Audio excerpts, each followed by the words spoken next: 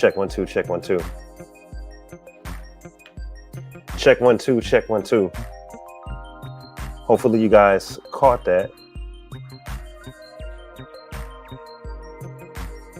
If you didn't catch that, thank you for watching Dave Life After Dark. I just noticed that, yeah, there was no sound. I see that. Hey, look, thank you for joining, man.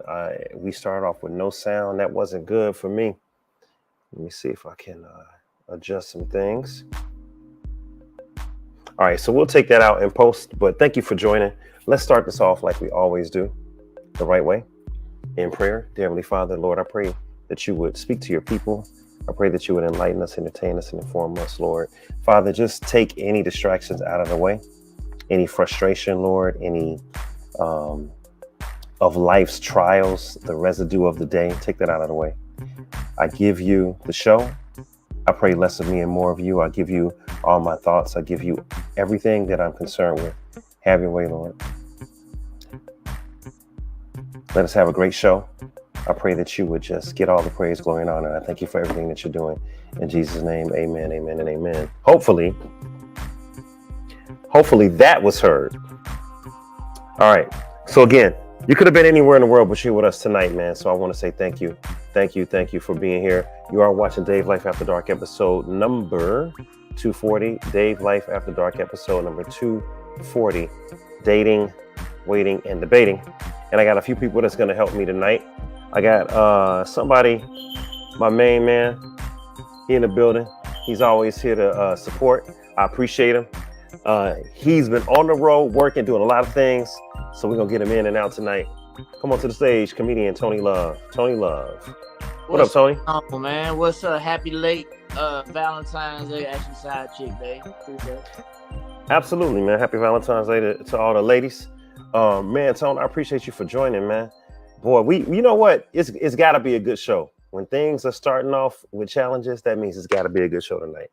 Got to be a good show. So we got one more person we're going to bring up, and then we're going to see if anybody else can make it through. Video lady, I see you in the green room. Come on up and say what's up to everybody. Everybody, this is Yvette, video lady in the building. What up, Yvette? Hello. Happy belated Valentine's Day, whatever. You know, absolutely. Spend money day. Cheers. Hey, look, shout out to everybody that's watching on Instagram. If you're on Instagram, I want you to come on over to YouTube. Come to YouTube. Go to youtube.com/C/Dave Life TV. Go to the live tab and you'll see us, man. We live, man. Look, you know what? It's got to be a good show. If there's all types of technical difficulties and challenges, I just got to believe it. So I want to get into it. First of all, how was everybody's Valentine's Day? Amazing. Had a great sold out show yesterday at Monticello's in Smyrna. Couldn't have asked for more. Great night. So I'm tired. I actually haven't been to sleep yet, and so that's why I'm tired. You haven't been to sleep yet at all, Tony? I have not been to sleep yet from yesterday. Oh my God. Because I had to work today. I had to, because I have a few different lives, Right. So I had to be out late last night doing comedy, and then I tried to go to sleep, but I couldn't. I don't know. I guess it was something I ate or drank, but I couldn't sleep, and I just had to go to work. I had to be up at 5:30. Yeah. You ever toss and turn trying to sleep all night, but you can't sleep? That's me every night, just about. Yeah. So whenever that happens, I have like this sleeping medicine that I take, and I just take it one night, and I guess my body just resets, and then I'm good. But if I don't take it, I'll go 2-3 nights, but I can't sleep. I don't know why. You know what I just realized, man? We didn't even do the intro, the 17-second intro graphic. I got to do that because I'm gonna cut this up in post and make everything flow the way it flow. So let me play the intro, and then I'm gonna bring everybody back up. All right, babe? Be right back, y'all. Boom. Boom.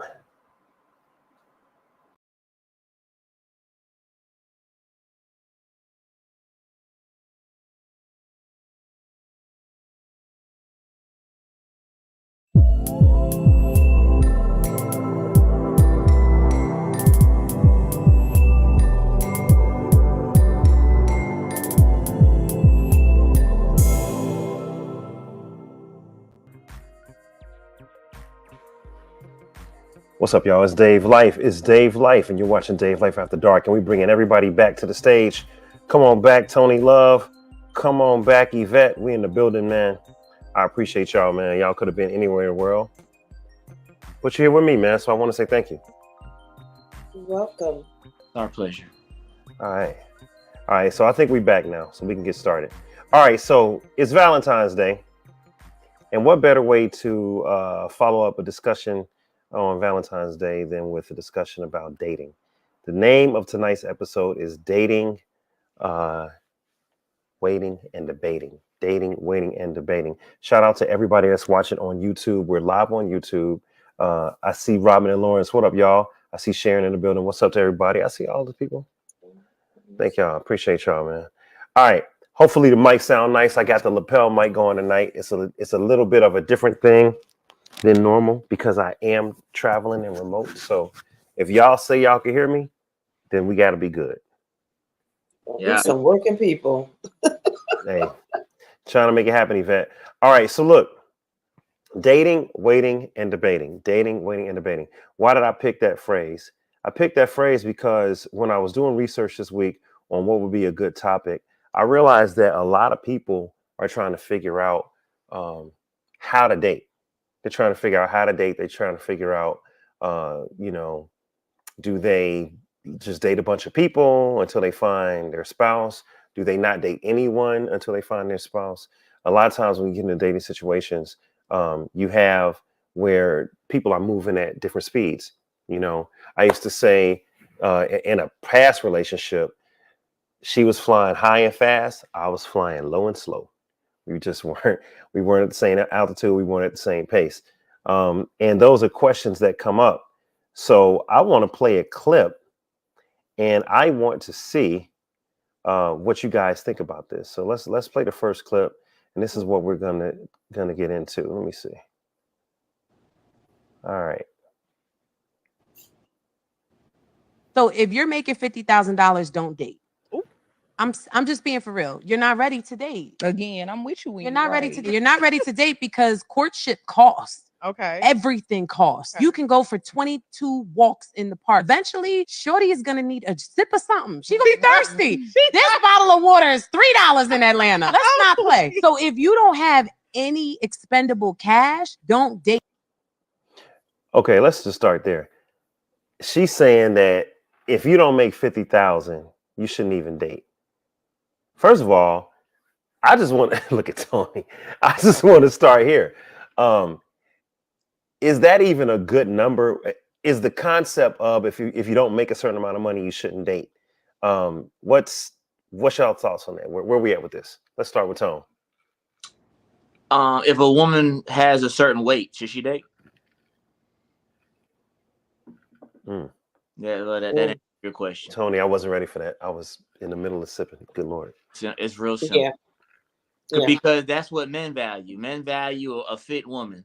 So if you have that position, then she should also have the position she shouldn't date until she gets her weight in place. Because it's unfair that just because she makes $1 million playing for the San Francisco 49ers, because that's what it looked like, she think because she make more money, she could just, 55K is what the average man in America makes. 55, that's what the average man makes. And she looks below average. So if men value looks and your looks are below average, I don't think she's in a position to talk about what a man makes. That's just my take. Coming in hard, Tony. Coming in hard. I mean, hey, I'm with it. I ain't come to play. Boom, boom, boom, and a biscuit. I mean, am I right or am I wrong? You know what I'm saying? That's all I'm saying. But I agree. Okay. Go ahead, Yvette. Speak on it. Okay. First of all, I cannot stand these women with this misconstrued analogy of what should and should not be. Because, see, a man is supposed to find a woman who is going to be his helpmate. And how can you help him if you don't know how to? And you don't have the concept that, I mean, like, you want him to have everything, and here you are showing up with nothing but your vajayjay. And that just ain't enough. If that man is not sticking that into a gold rim plated vajayjay and pulling back a gold stick, no, boo-boo, it ain't it. So here's it. If you are making 25 or 30 and he is making 40 and y'all put that together, then you have your 75 or whatever. You're building for the lifestyle that you want together. Why should he already have? See, these women are looking at men who are already ballers or rappers. And that's a whole different level of a man. There's some executives or some engineers out there. You know, those are the regular jobs. An engineer, starting entry-level engineer is about 75,000. You know, then it escalates up from there. But not everybody's an engineer. Y'all acting like y'all in neighborhoods where everybody's making that kind of dough. It's hard out here right now to even survive singly. So what are you bringing? Why you know, I hate this narrative. I got two men. I'm sorry. Go ahead. I didn't mean to cut you off. No, just saying I raised two men. So this whole narrative, he got to have all this money to take your butt out. Just, you know, and then half these women go out and don't even appreciate what the man do for them. You know, you come up with your stink attitude. Why would he pay for your stink attitude? Come with some appreciation. Come with a little bit of love. Come with a little bit of respect. How about some character up in here? How about some morals? Where's that? Don't that amount for something anymore?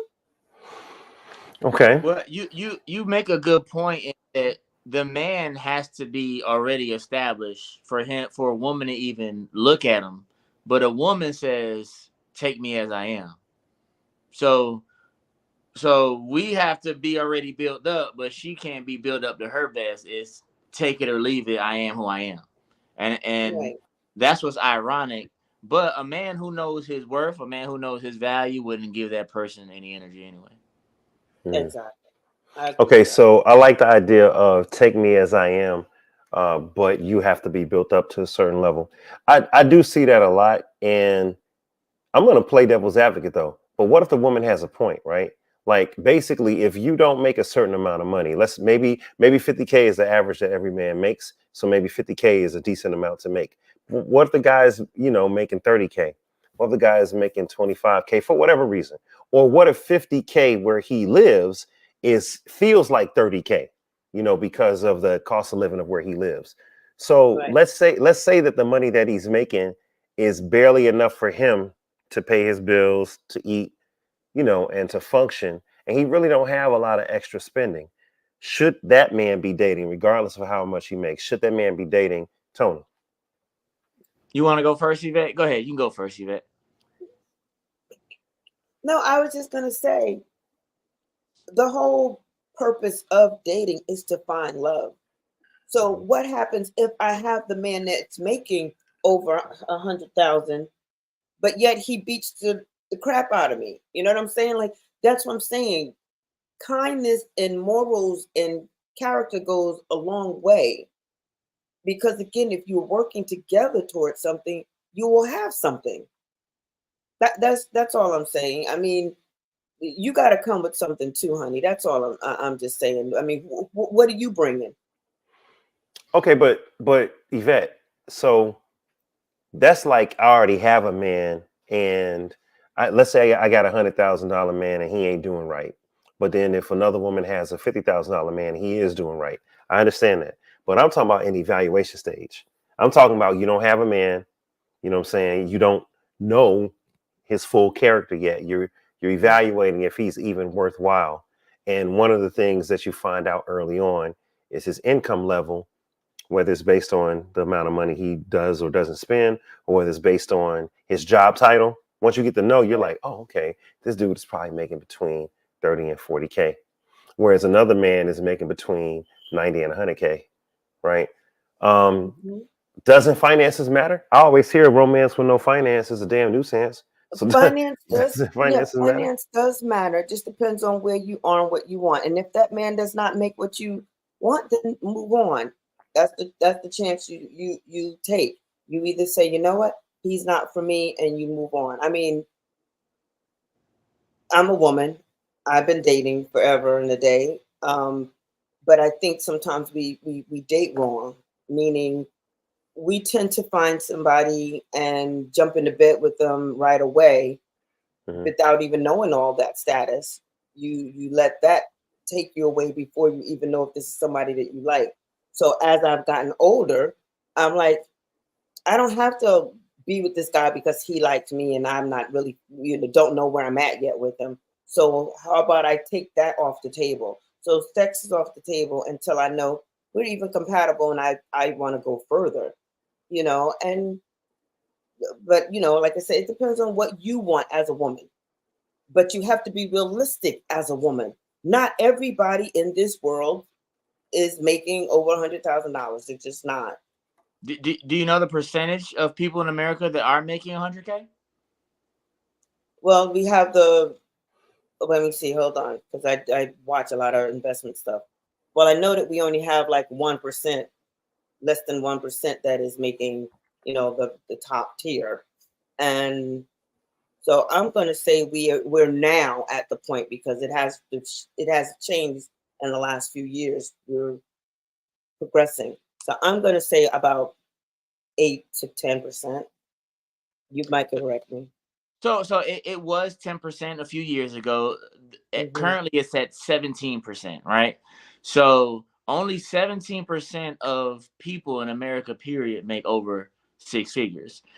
And it's ironic that a lot of women don't know that. You ask some women that, they'd be like, oh, at least 50%, 60%. Like, they think everyone just out here making that kind of money, and that's not the case. You still there, Dave? Yes, sir. I was telling everybody on Instagram to come on over to YouTube, and I see somebody in the green room. I see you. Wave if you're ready. Let me know when you're ready. I see you. I can't hear you, but I can see you in the green room. I see you.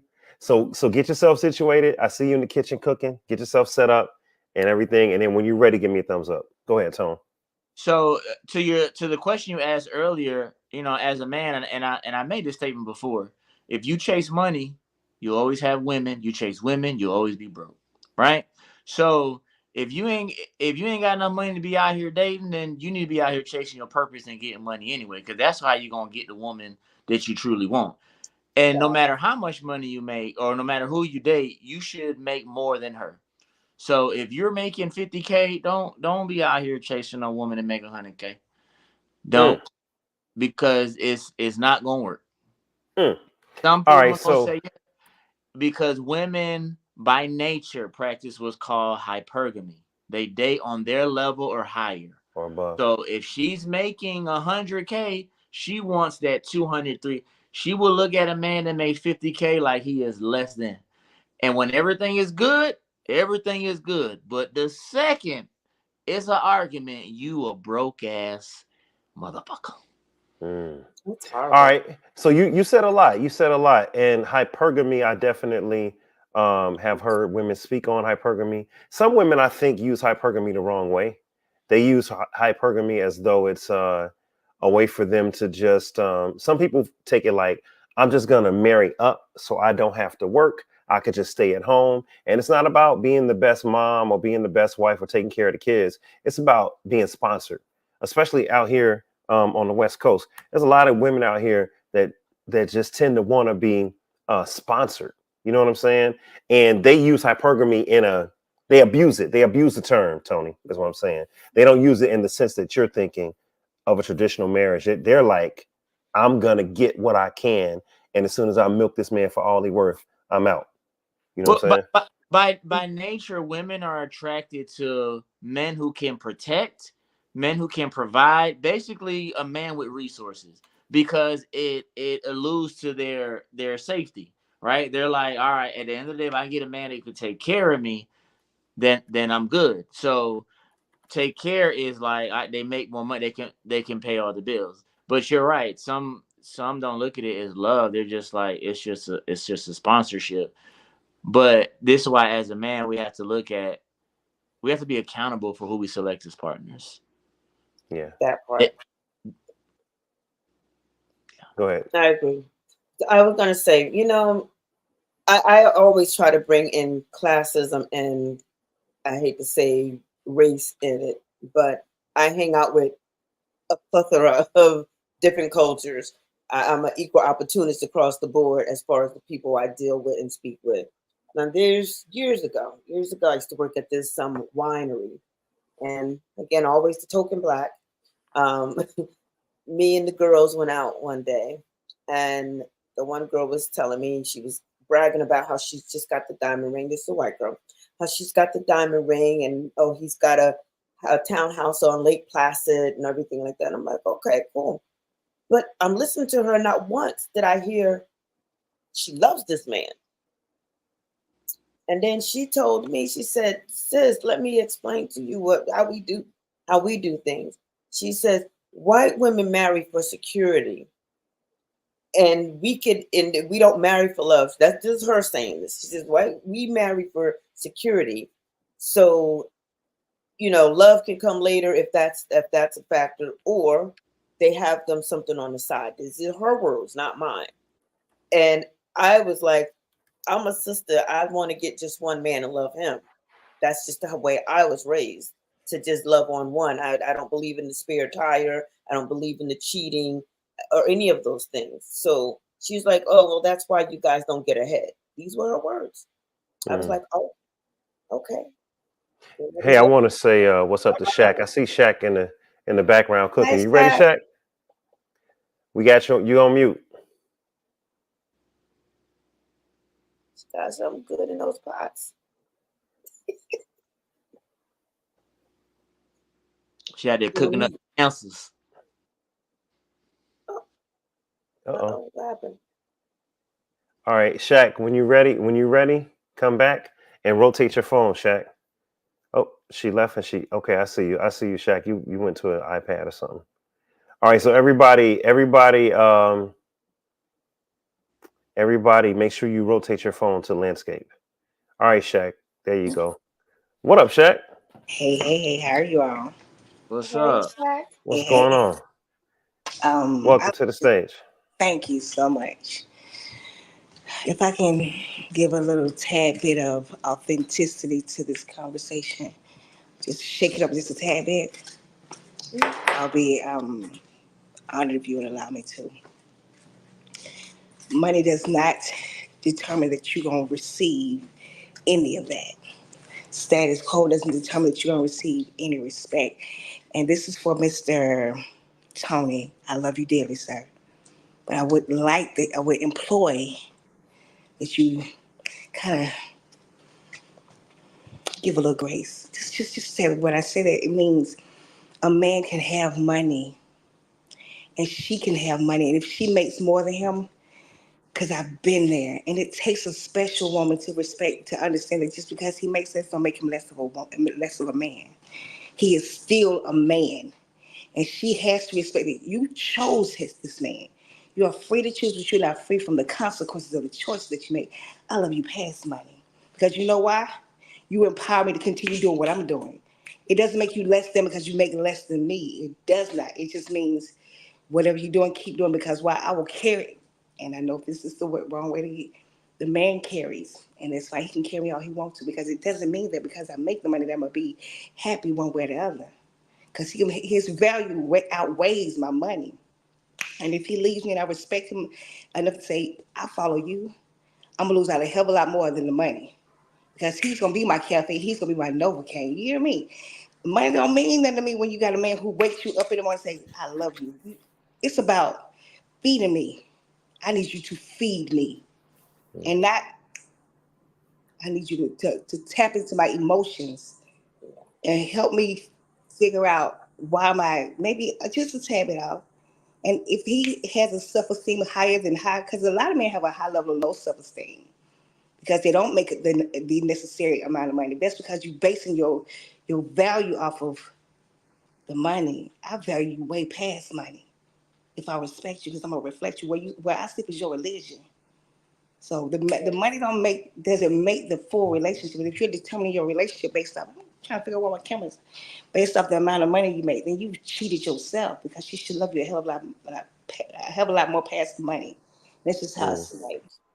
So she should love you past money, but does money matter? If I may Money does respond to matter. that, Yes, it does. if Go I may ahead, Tony. respond to that, I totally agree with what you're saying. And the man does value. I was talking about how the average modern woman perceives a man that makes less than him. And I'm glad that you and I are on the same page, and we understand a man should understand his value regardless of how much he makes. But do you think that the average modern woman thinks the way that you do? I can't be responsible for them. Right. So we're talking in terms of a woman makes 100, 200, like the average modern woman. And really by nature, women are hypergamous. They're attracted to men who of higher status, what they perceive to be higher status. You know what I'm attracted to?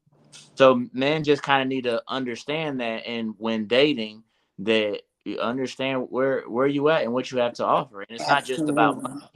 Men know their value, and our value is not determined. We have to understand what our value is in the dating market, not how we value ourselves. How does the partner that I want value me? Absolutely. That part. It leaves me, and actually, you don't mind me just, hey, sir, how you doing? Is that Mr. Yeah, that's Quell. Hey, Quell. Quell, welcome to the stage, Quell. Let me give you the proper intro, man. How's it going? So just to reset the room right quick, you guys, we're talking about dating, waiting, and debating. Dating, waiting, and debating. This is episode 240 of your favorite late night podcast, Dave Life After Dark.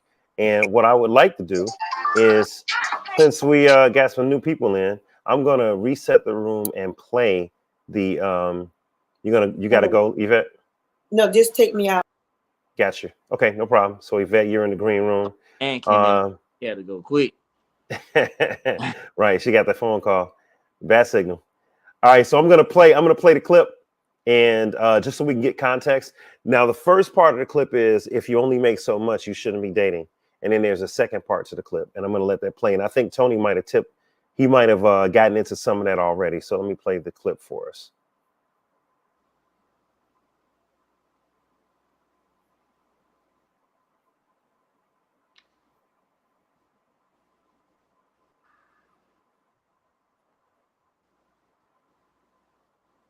Is it coming in through like the U.S. mail? Everything costs. You can go for 22 walks in the park. Eventually, Shorty is gonna need a sip of something. She's gonna be thirsty. This bottle of water is $3 in Atlanta. Let's not play. So if you don't have any expendable cash, don't date. Okay, if you don't have get cash, you a bottom of the barrel. that's going to date you when you have no money. If she doesn't have the expectation, and I'm going to tell you this right now, enjoy it while it lasts, because eventually you're going to want to run, because she doesn't stretch you. She doesn't make you the man that you need to become. She allows you to be the stagnant dude in the same jeans for days. You know what I'm saying? Be cutting up. I'm You just talk about saying. me. So basically, she starts off by saying, So if you're making $50,000, don't date.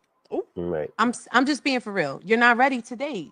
She starts off by saying, if you don't make 50,000, don't date because courtship costs. Then she goes on to say, or you should just date what she called a bottom of the barrel type chick. A bottom of the barrel chick that's going to accept where you are and it's going to put up with you and isn't going to stretch you and isn't going to push you for more. And I want to address those two concepts. We talked a little bit earlier before Quell and before Shaq got here. We talked a little bit earlier about if a man doesn't make a certain amount, should he be dating? And Tony made a very good point. Women should not date below their level. If a woman is at 50, she needs to date a man making 50 or more. I agree with that 100%. I really do. Because when a woman dates down, she can lose respect for the man. It can be a power struggle. It can be a bunch of things that happens when the woman is the breadwinner and there is no sensible amount of time where the man will meet or exceed her. That causes problems. So we don't have to go too far back into if he's broke, should he be dating? But what about the idea of, or go get you a bottom of the barrel type chick that's going to accept you for where you are and all of that sort of thing? I have my own comments about her phraseology, and I know Yvette, you said you don't really rock with the lady, or was it the next lady for the next clip? It was, well, see, I just have a problem with all of the young women of today that get on these social platforms and speak this garbage and the sad part about it is they be looking like the damn Dickens. I'm like, how are you getting up here looking like the Dickens, talking so much junk? Not all of them, but some of them, But I know beauty is in the eye of the beholder. So my thing is, how are you setting this particular standard? But And I you just don't. feel like, why? What are you offering? What are But you but you, offering? What are you bringing to the table? I would say this though. I think that it comes down to this age old thing that we do, that our elders aren't speaking up as much. So these people speak up, and we don't have a lot of older women that's really coming out. Older women with wisdom, I would say, that's really speaking out and that's really giving the guidance. So I think that that's normally what's happening now, is that the younger are more verbose, and the people who actually have things of substance to say aren't saying it. They aren't really putting it out here. They aren't really getting out here and really talking. And I think it's a gap. So I think it's kind of hard, because I had to kind of get it. Like, I'm 32, so I had to get this stuff on my own. I didn't really have anybody that I could really lean on to really give me the wisdom and to really help me along. So I think that's really the bigger issue, if that makes any sense.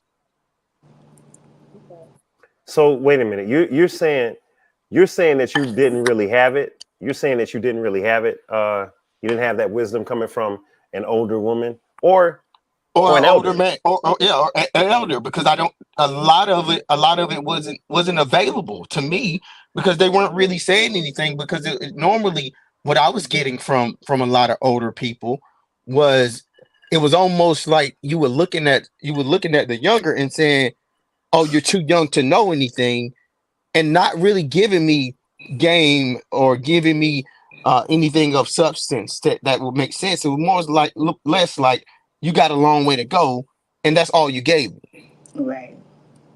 So I look at it like, how terrible is wisdom that gains no profit to a man or woman that is wise? You have to choose better. And a lot of times we choose for catering with conditions type situations. I don't need to be catered with a condition. If a man, and I hear you men say that you have to date, you have to make more than her, and that could potentially be the case. But if he teaches you how, okay, let's say he does make more. Let's just say he does make more. But does it make you? But does it make the household sustainable? Does it make the house a home? Does it make? Are you at peace? Does he make it more? Yeah. It does. Yeah. Because as Really? men, our value comes in our ability to provide for you. Okay. So You while see- you're providing for me, I'm not just a financial write-off. I need more than just that. Because while you at work making the money, I'm at home bored as hell. So what I'm doing, I'm talking to Tyrone and Leroy. What you saying? You should open up a whole nother door now. You open up a door talking about loyalty now. No, okay. It was just a break of the monotony. But Did you hear what you said? You said loyalty. See, these are other characteristics that needs to come to the table. Absolutely. This is what I said earlier. If you coming with morals, if you coming with character, Because these money things don't are make it. also very important. Do he have mental stimulation Absolutely. smart? Because you can make all the money in the world and be dumb as fudge. Mm-hmm. Right. Well, So And I don't respect a dumb person. If you And can't that's- you don't have critical thinking skills, and you don't make sound decisions. Well, I would say that we're not talking about that kind of man because that's not the kind of man that Right. y'all. We're talking about the Absolutely. kind of man that you want. And so when we say, I know women, you want leaders as well, and men we want to lead. What happened? So when I say when I want to get a woman, I should already be established to bring you on and say, hey, look, this is what I got going on. This is what I'm doing. We want your time. We want you to be with us. If you out making $200,000-$300,000, you ain't got time to be my wife. Because you a boss chick. You don't have, and it's hard for you to be the boss at work and then tone down the boss at home. No, it's not. I don't want to deal with that. But a man is, I don't have to be at work to make money. A man typically has additional streams of revenue. Mm-hmm. Me, as I play professional poker, I do stand-up comedy, I got a stage job, I got a whole bunch of things going on. I want you with me. I'm on the road doing comedy. Come with me. Matter of fact, handle the money. Absolutely. You my man. Now we keep it in. I don't have to pay a manager. You my wife. I trust you. You my girl. Handle the money. Tell this manager here, want this club here, did what we want. Woo-woo. Now you with me. We get money together. We keep it internal. And so that to me, I think is what to me is the ideal couple. Like, let's get it together. I agree. Right. You said you was a professional. What was that? The first thing you said? Professional what? Poker player. Poker player. Okay, gotcha. So I travel the country doing poker, doing stand-up comedy, and I agree with you, Tony. Property. I So agree it's with you. like, and I ain't trying to be whatever. What I'm saying is, when you chase money, you always have women. You chase women, you always be broke. So it's kind of like men should put themselves in a position to be like, all right, this is where I'm at. This is what I'm doing. What's up? This is what I got going on. I choose you. So let me ask this question, Tom. And this is for everybody on the panel. I hear Shaq making the point that a man brings more value than just money. And that's very true, right? And so do women. Women.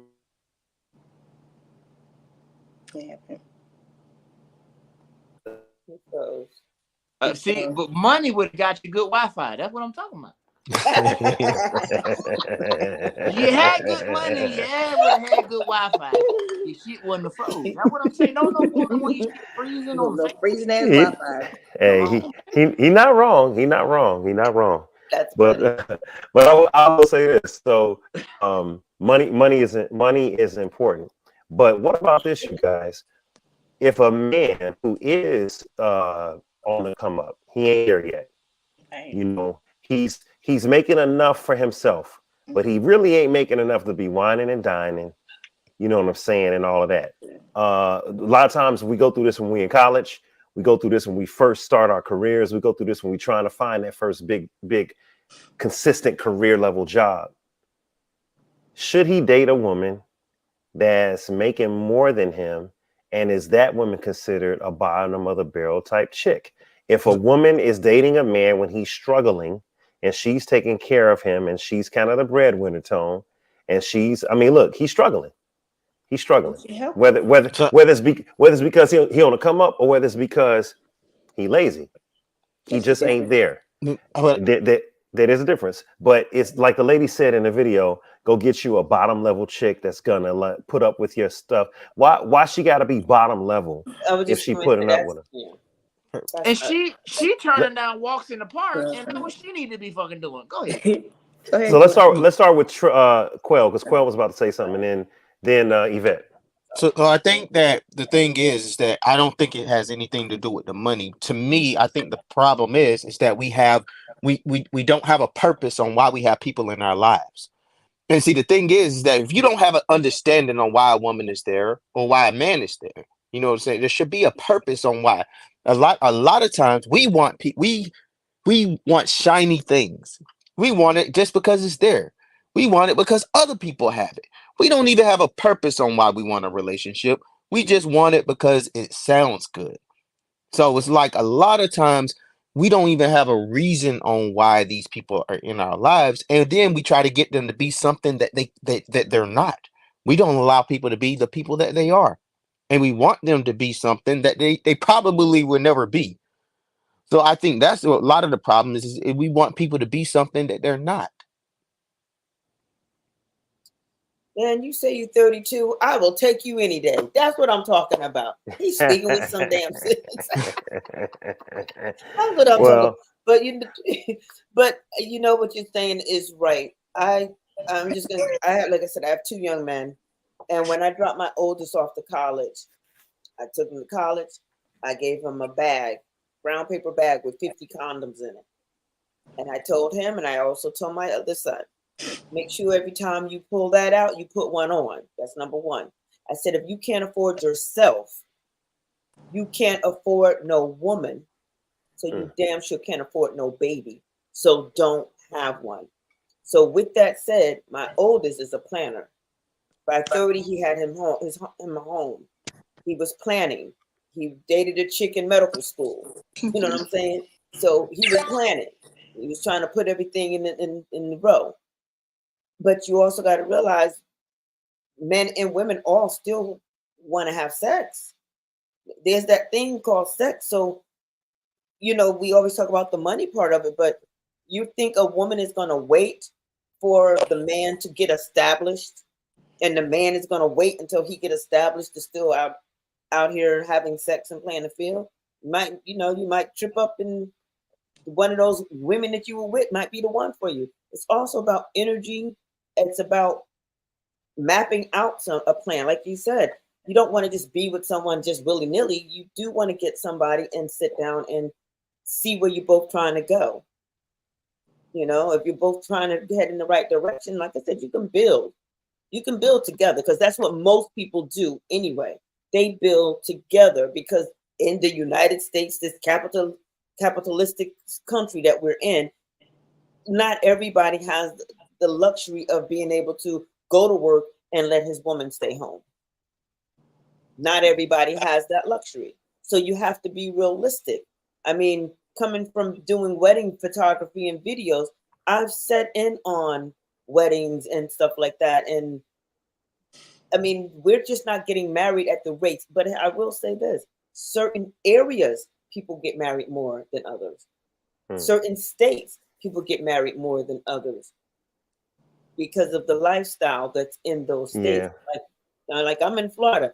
Florida is the let everything hang loose state where everybody's nutcases. So don't come to Florida trying to find you're gonna find the rump shaker, the BBLs, and all that kind of stuff. Now you go to a Jersey, a Maryland, a Washington D.C., you're gonna find a whole nother mentality. Even the men are now looking for women and wives and so forth. So it depends on where you are. So you got to look at where your country, the state that you in. So Shaq, would you date below your level? Would you, and if so, would you be concerned about someone saying that you're, a lower level or bottom feeder or whatever? I would prefer to answer it like this, if you don't mind. Right. You ready? I got to share this piece. It talks about it. He loves me past my pain. And although he's the affliction to this addiction ain't changing. See, he knows how to prescribe the CCs to my IV. This man here is my Novocaine. My main vein, and one hit of him is never the same. You better put your boxing gloves on. See, his love is so strong, makes me question my own workout. He imprints his ink into these bricks, and with each stick, he's the addict to my fame. Penetrations of fictitious fictions fixated as he implants his stance into my truth.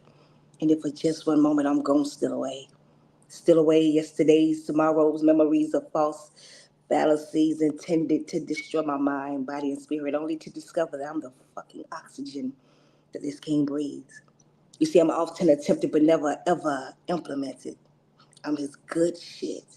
His cocaine rich, 100% authentic, grade A type O blood that trickles history into his DNA.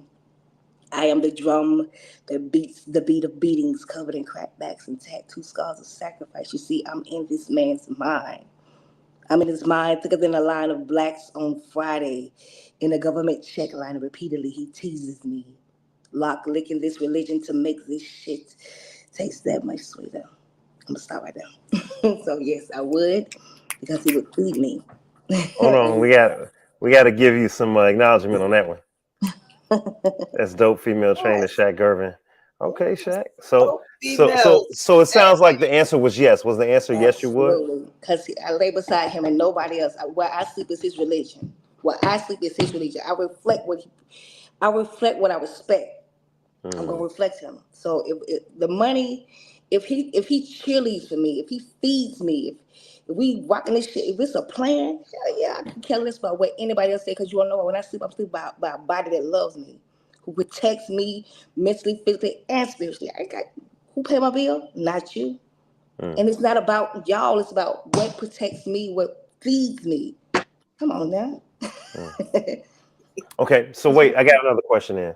All right, so video lady, would you date below your level? Yvette? I have. Would you do it again? Not at this state, because I want something more. And the reason why I say that is, like, I travel. So I want someone who also travels, who can afford to travel, who, has a passport. And I don't want to have to force you to want to do these things. I want you to already come with this kind of in you. I go to shows, stage shows, operas, ballets. Most people ain't into those things. I do these things. So I want someone who is cultured, because I just want, so it's different. So yeah, you need to come with you need to come here now, but I also need it here too. Even if you can't sustain me completely financially, if you could at least take care of you and I could take care of me, I'm good. We can, for me, it's other things. I'm looking for a person where their mouth, their actions and their words match. Words with no action, promises that you can't keep, things of that nature. So I'm looking for something totally different. So it don't necessarily have to be $200,000, $400,000. You don't have to be the billionaire. But does that mean because he has the money, he has the passport, that he has the culture, that he has all that it's gonna feed you? Does it mean that? Because you can, and I'm not going against anything you're saying, but I'm saying even a man that you have to tweak a little bit, he may be able to give you a hell of a lot more, because why? He doesn't have all that in it clutter in his head. He said, I appreciate her. She brought me to where I wasn't. And now he's a better person. He's probably a lot better than the one who has the culture. I'm just saying, even Jesus washed somebody's feet. That's all I'm gonna say. That's all I can say. I got you. I hear what you're saying. I'm hearing what you're saying, but at some point you get tired of being the teacher. Right. That was everything you just said. That was my thinking before. Like, I'm not going to poo-poo on you because you're not here yet. Right. I'm going to give you an opportunity, but you have to show me what you're made of. That was then. I'm in a different place now. Now you have to already be made. Period. I will say this. Yvette, you make a real good point. You had said something about passport. Nothing too crazy. But I will ask you. I'll ask you this, Dave. When you ask a woman below her value, you have to ensure that a woman understands her value to the dating market. Okay. Because not what she values herself. Because if she makes $100K, she's thinking that men value her based on what she makes. But if Shaq is making $100K with that type of attitude that she has, that disposition, that submission, that respect for her man, then that's all day, every day, absolutely. Yeah, But she's worth more than 100K. Because that feminine energy is what a man desires. You see what I'm saying? A man wants to be respected and admired. So a woman has to understand the amount of money you make does not determine your value in the dating market. For us, no, I agree with that. Some men that aren't where they need to be, they value money a little more. I've noticed some men, they're like, yo, man, she got to be caked up. We talked about it last week or 2 weeks ago. We talked about who gets the better man, the woman that's got the cakes but got a bad attitude, or a woman that's poor per se, but it has a sweet spirit, and the sweet spirit won every time. The money wasn't as important. But I want to ask this, because this brings me to the next topic. The next topic is, how long should a woman wait for a man? Because we talked about, the man doesn't need to be in the dating field unless he's making this much. Or if he is in a dating field, he better be prepared to handle the woman that's making more than him or whatever. What about when the woman, Yvette, Shaq, what about when the woman has to wait on the man? Now check this meme out and let's talk about it.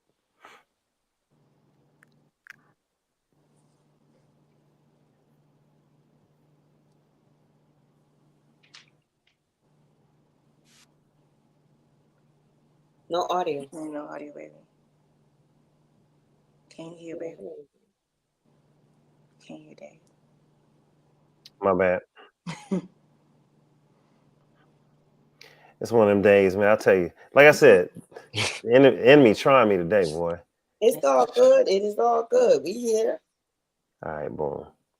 Let's try it again. And we know how men already off rip, and they tell us this all the time, how much they hate commitment, how much they run from it, how much that is the last thing that they want to do. Black men don't even want to get married damn near till their middle age. Is it risky to wait for a man to be the best version of himself? Or should you take it as, if I don't want to marry him right now, I'm good? Like, how long should a woman be waiting for that? How long should a woman be waiting for that? Is it risky for a woman to wait for a man to become the best version of himself?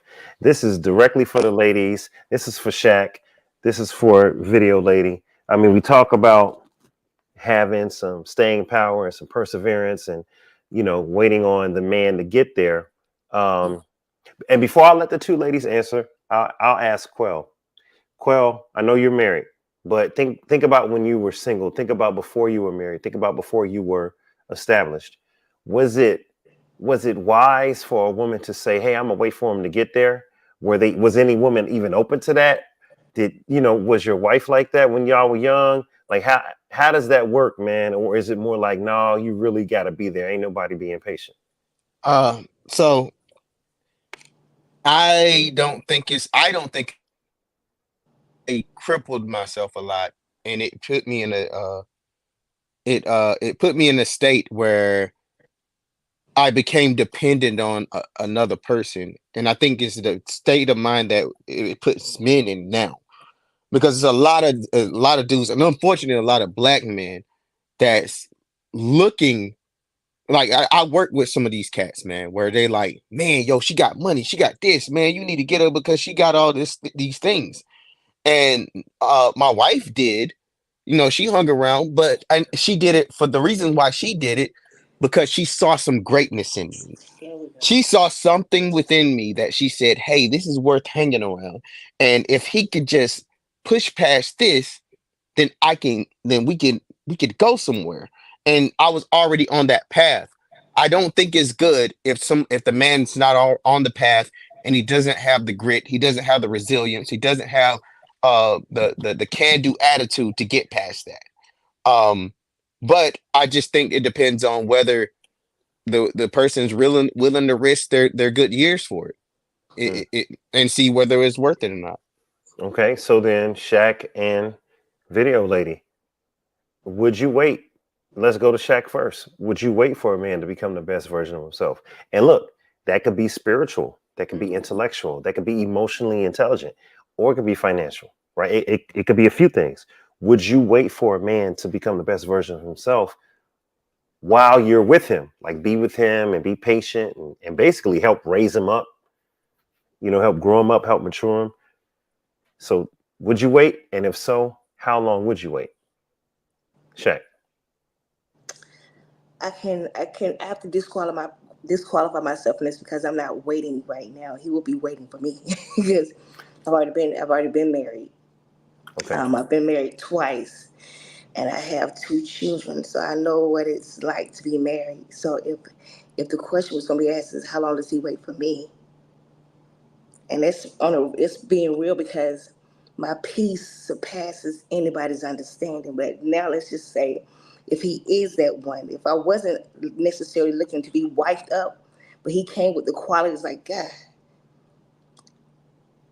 he would have to. There would be no waiting. He would have to know that when he found me, he found a good thing. He would have to know that because I'm not gonna waste your time, and nor would I waste your time, and you can't waste my time. And it's like, I'm 44.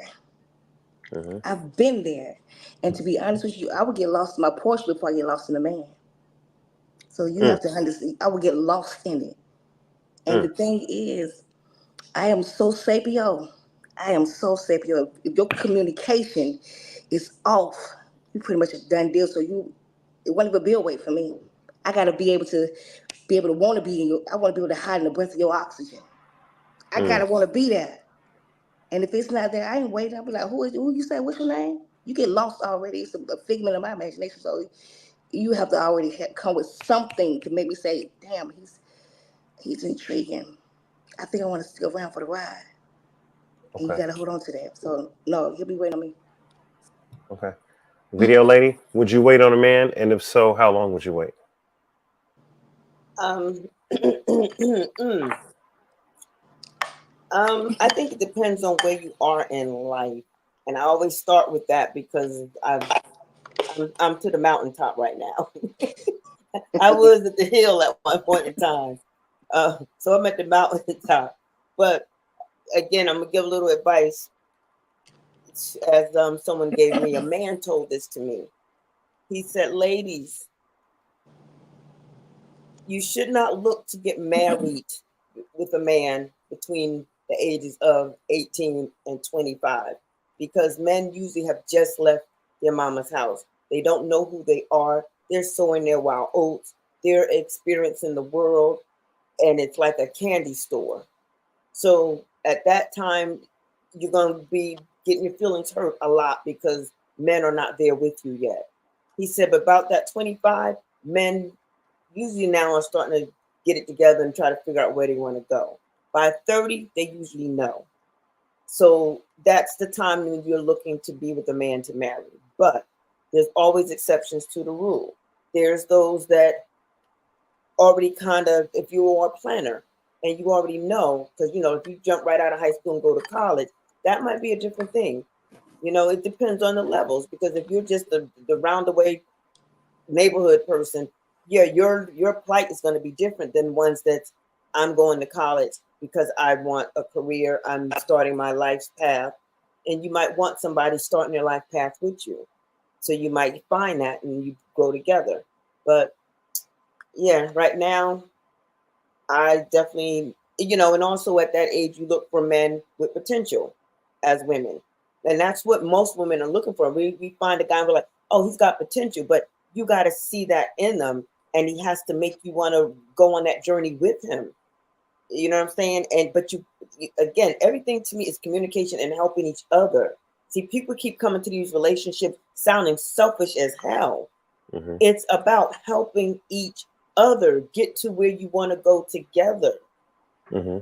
So, and like you said, you do kind of have to raise men, because men will come around to be that great thing that you want if you help get him there. But if you don't know how to get there yourself, then it's always going to be a class collision or whatever. But okay, well, I want to look at the comments real quick. I see shout out to Shout Crystal. Crystal said that she's been there, done that twice. She's just not going to wait on a man now and not again. Not going to do it. Ashley said, I think for a woman to be willing to wait is based on his age. Based on his age, I would say based on his age and possibly based on his maturity. Shout out to Carl, man. Hey, Carl, we need a little more light. Yeah, I'm gonna work on it. I had to come up in order to see if it, No problem. Yeah, so do me a favor, go landscape, and then give me a little more light if you could. I like what you had going on last time. The virtual background was dope.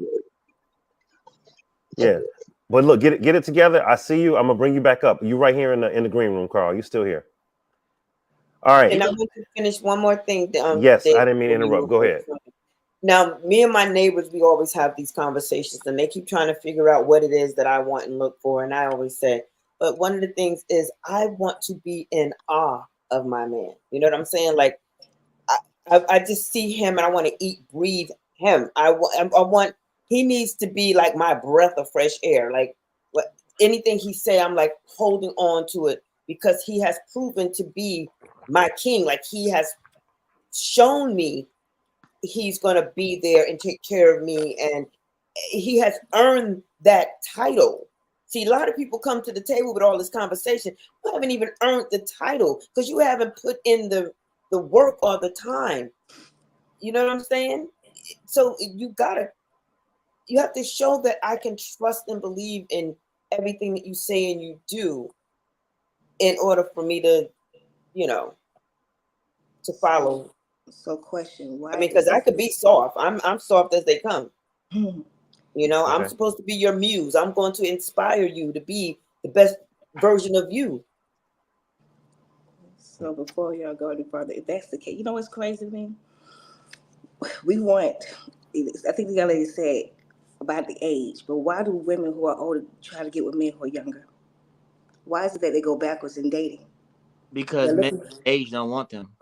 Oh, wait a second. Men their age don't want them. They want younger women too, right? So while you're looking for stability, it's an oxymoron because the people that the men that you're choosing, you're going back into time. So to have a stable, concrete foundation, and you're going back for a younger man, help me understand that. Not saying that anybody on this panel does it, but that makes the conversation a little bit unsettled for me because most men looking for younger women and most women looking for younger men. I answer that too because I'm in that situation. I am of a certain age. I'm sorry. And I am of a certain age. I don't have a problem saying my age. I am 58. Mm-hmm. And one thing about me is I don't feel it, nor do I feel that I look it. Mm-hmm. I have a lot of freaking energy. I take care of myself.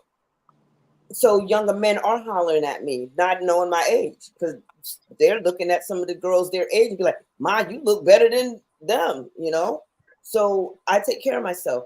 But men who are my age and more are boring as fudge. They ain't trying to do nothing. It is making me crazy. You're retired and ain't doing shit for yourself. I'm like, oh. Earl just want to lay home and chill. Baby, I'm retired. What you do today? I kissed the cat. I walked the dog. So that's my I point. woke up. I That's sat my on the point. couch and watched TV Land. The fudge? I don't want that. Eugene, I'm in the 3 wars. Eugene trying to lay it down. Yvette. That's very subjective, bro. Yvette, let me say this. You are a beautiful woman. 58? Yes, thank you. Oh my God. I would have never guessed that. I would have said 48. You look Thank good. You, You look like you smell like cocoa butter too. You just look like you smell good. Oh, damn. Okay. Let him cook. Let him cook. You should have took the shot, bro. Let him cook. I ain't mad at it. Took the shot. Buddy. Get the 3. All right. So Carl, welcome to the stage, Carl. Carl Shav is in the What's building. going on, people? How you doing? You're gonna actually turn your phone sideways.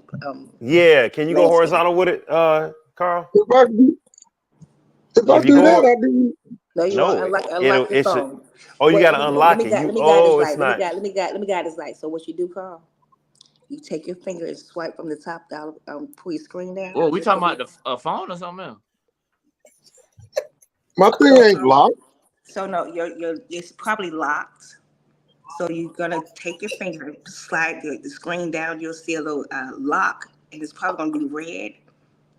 Press that button, turn it white, and everything will be all right. You got it, sweetie? Yeah, but it's There not. you go. It's unlocked. It's Okay, unlocked. so now, so what we're All gonna right, do is so we're go gonna turn that horizontal. phone sideways for me. Turn it to the side, baby. Turn the phone. Just turn the phone to the side. Come on, sweetie. It's locked. It's locked on you. So we're gonna turn it right back up. Pull it down. Come on, wait. Follow me. I'm gonna guide your light, baby. Let me guide your light. Let me Why give is y'all. Tony like this? Let me. Why is Tony doing this? Why are you doing this, dude? Why? Come on, What's up? do this for me, Because he's baby. a comedian. So what we're gonna do is, so pull I that just hit the screen down. button. Take the tip of your finger and pull the screen down. Caress that thing. You hear me? I did. Okay, now do you see a lock? It's red. Yes, it's unlocked. Is it I just red? hit it. Okay, you just hit it, right? Now Yep. turn the phone to the side, baby. Put lead on the side. Come on. It's there. See, there you go, baby. There you go. We got it. We in there. You just needed a little tender loving care. Yeah. You listen to. Yes, you did. Yeah, we back. We back. We in the house. See, you just gotta have a little patience with that thing. You hear me? Gotta take your time with it. Take your time with it. I You got you, baby. you gotta hold I your got tongue you. right. You know what I'm saying? Listen, I got you. She held you down, Shaq. Okay, Yeah. so let's talk about that. That was You're patience. gonna hit me for this one because That was patience. That was waiting for a man to get it. That was helping a man with potential. That's all the stuff we've been talking about. That's all the It stuff was right there. good feminine but that's, energy. no, that's interdependency skills on how to interact. The best leaders can take direction as well. Well, I wanted to look at it like it was just, me just being there for you, sweetie. But however you want to take it and feed yourself, you hear me? I got you. Was All right, his hold on. face too. Let me reset the room before we even get Carl going on everything. Let me reset the room. Oh, really? I want to. In fact, I need a second here, man. Let's pause for station identification. All right, we're gonna take a 17-second break just because we need to. All right, let's do it like this. This is the right way.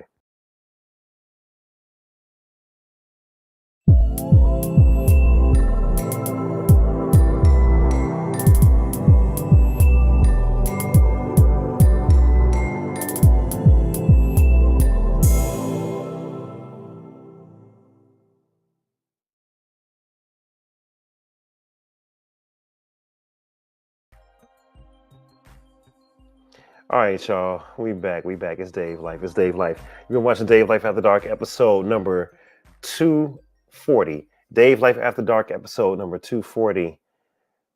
Dating, waiting, and debating. Dating, waiting, and debating is the name of the episode.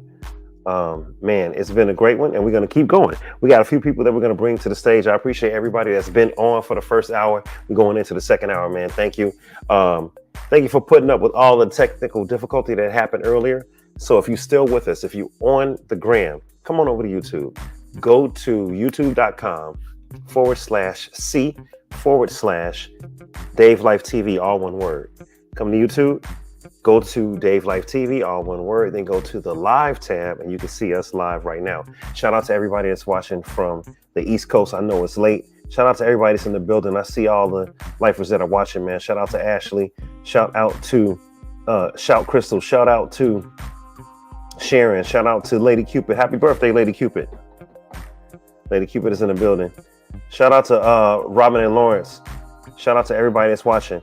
You know what? Let me bring some people to the stage, man, since we've been going in. I do see a few people. Thank you for everyone that was able to hang in there for a while. Tony he had to bounce out. So Tony, thank you for joining. Quell, looks like Quell had to bounce. So Quell, thank you for joining. Hopefully they can come back. And we're going to bring some people up. But first, let's go ahead and play this clip, y'all.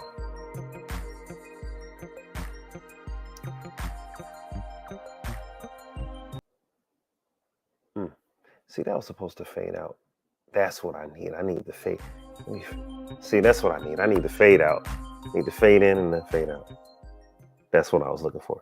All right, check this out, y'all. This is the clip that we're discussing tonight, and we're gonna get everybody to discuss it. And we know how men already off rip, and they tell us this all the time, how much they hate commitment, how much they run from it, how much that is the last thing that they want to do. Black men don't even want to get married damn near till their middle age. Is it risky to wait for a man to be the best version of himself? Or should you take it as, if I don't want to marry him right now, I'm good? Like, how long should a woman be waiting for that? How long should a woman be waiting? None. None? She shouldn't be waiting at all. Okay, explain. Once a woman understands that the man he covers stability, consistency, and contingencies, and they went through the interaction of knowing each other's essential needs. What kind of food you're allergic to, what kind of medication you're allergic to, your habits. Are you family oriented? How do you interact with kids? You know, all these little basic things that you should know. Once you get past that and you decide to upgrade the relationship, a year, 2 years. I say 2 years from the time you met. 3 years from the time you met, the most. There's no 8 years, 10 years to figure it out. Or I'm still trying to get it together.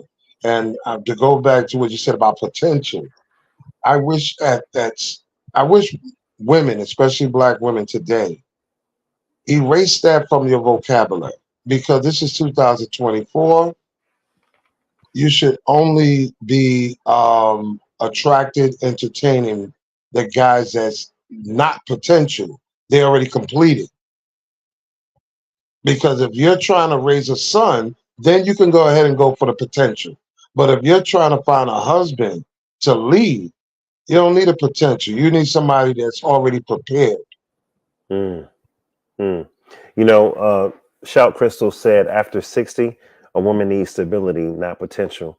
Man, I would say after, way before that. Way before that. I said age, y'all didn't hit a time frame, because at 18 to 25, that's all you're going to get. You're not finding stability at 8 to 25 unless they are a celebrity, superstar, or a silver spoon child. But you can find it. We're not doing.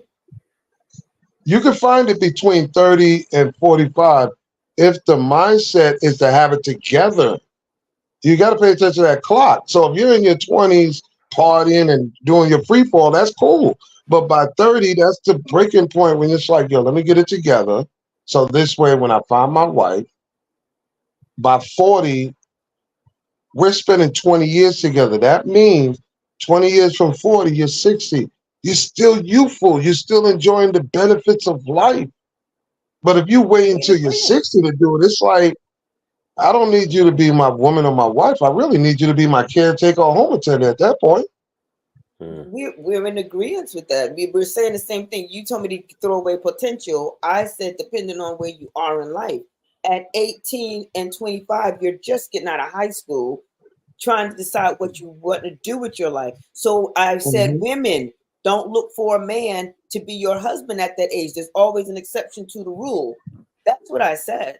I said, because you're not going to find someone that's 100% serious unless they were the ones that went straight from high school into college, because they already on their life's plan. They already mapped it out. They already know what they want because it's in their heart, their spirit, their soul. They know who they are. That's why I said, if you from around the way and in the hood and you don't have that in your eyesight, you don't know that even exists, because you don't leave outside the walls of your community, then what do you look for?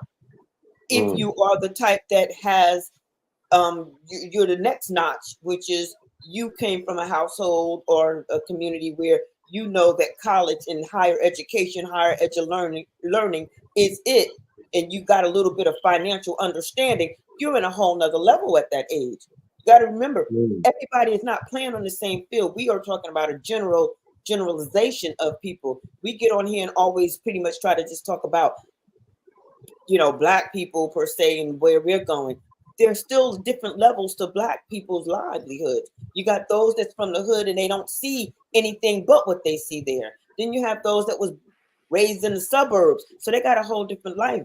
Then you got those that family may have done extremely well. They came from a family who would have executives or bought lots of property, so they were spoiled, so they got to see private schooling. So there's different levels to this. Okay. All right. So a woman. Dave, we lost you.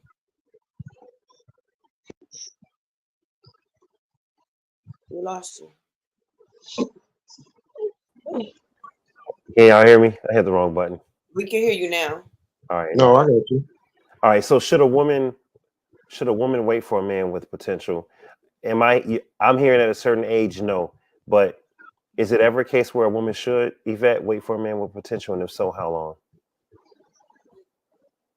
Like I said, in that early stage, when you get to be my age, no, you got to have your stuff together already. I don't want to hear that you staying with moms and pops at this age. There was a time when I was in my 40s, though. There was a time that I would give a man a play if he told me he was married and just went through a divorce, because I do understand not everybody was meant for each other and everybody's on different trajectories. You might have married the wrong person. So therefore, as a man, if he was successful once and he had to give half to his wife, usually he already got the blueprint on how to make it again. So I would go with someone like that because he already done it once. He's got the blueprint. He can do it again because wife number one then took all his money. So I would give him, but one that ain't never did it and still chasing that 18-year-old dream of him becoming a rapper, Right? And it ain't happening. He 50 years ago. Yeah. I do, and I'll say this. Hey. I'll say this about dream chasers: like, it's cool to chase your dreams, but not at the expense of your livelihood. If you're gonna have a family, even if you're not gonna have a family, if you're just gonna be a functioning adult, you can't chase your dreams to the point to where you don't develop any life skills. You can't pay your rent. You can't buy new clothes. You can't buy food. Like, you want to get to a place where you're stable and you're still chasing your dreams. So there is a way for you to be a stable person with a career and everything while still working your dreams on the side as a hustle.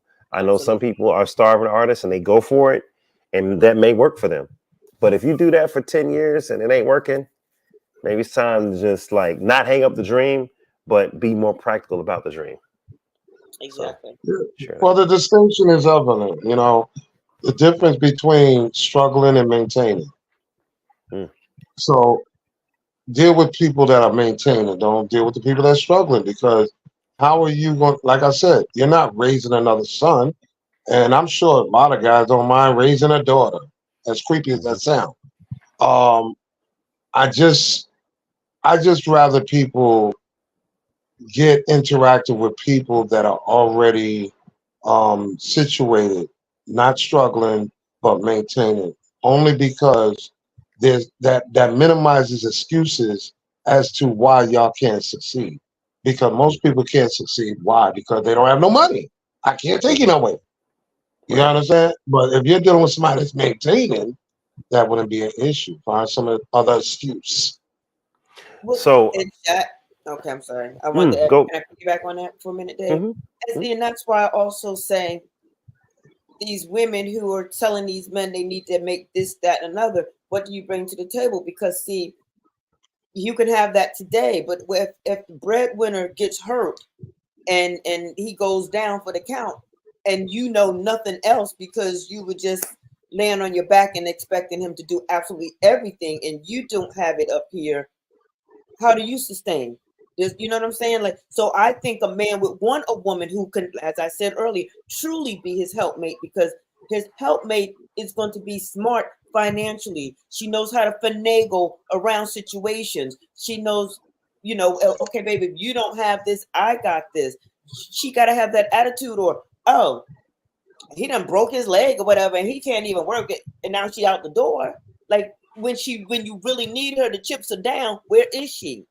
So, well, that's where contingency comes in play, And I keep adding that to the stability and consistency because the man can say, okay, I have a plan B, baby. The money in the safe on the left side, that covers our bills for 6 months. You understand? And whatever you do, since you decide to work, that can also contribute to the contingency plan. You Okay. understand? But Or, we're not it might thinking be of new age, learning and understanding how whole life and insurances truly is an investment. Most people don't know how to Oh, utilize that. man, that's a separate Some people class don't that know how to people. utilize that. They don't even understand what that means. They think, Okay. how So life is- Yvette, I wanted to ask this question because there are women that are full-time moms, stay-at-home wives, full-time moms. My best friend, his wife was a stay-at-home mom, a full-time wife. Now she did work part-time, but from my understanding, it was as needed. He was the breadwinner. Now, granted, he was military, so he had that military pension. He had the military benefits, so it's you get a little extra when you give your time to the United States military. But his wife worked periodically as needed.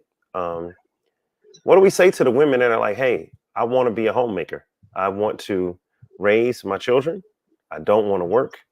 And I get it. If the husband gets sick or dies, I understand. The breadwinner goes away or something happens, right? What do we say to those women that say, I do want to be there for my kids? Are we saying that they need to either learn how to invest or that they need to learn how to run a business from home? Because it's not like his wife was going to go enlist in the military if he died at war. Right. You know what I'm saying? So it's not like she was going to pick up on the quote unquote family business. Some people can. But what do we say to those women that's like, they're not going to work the family business, but they are at home and they have a lot of time? What do we tell them in terms of the contingency plan that Carl mentions? Well, I'm right there with you because I know these women too.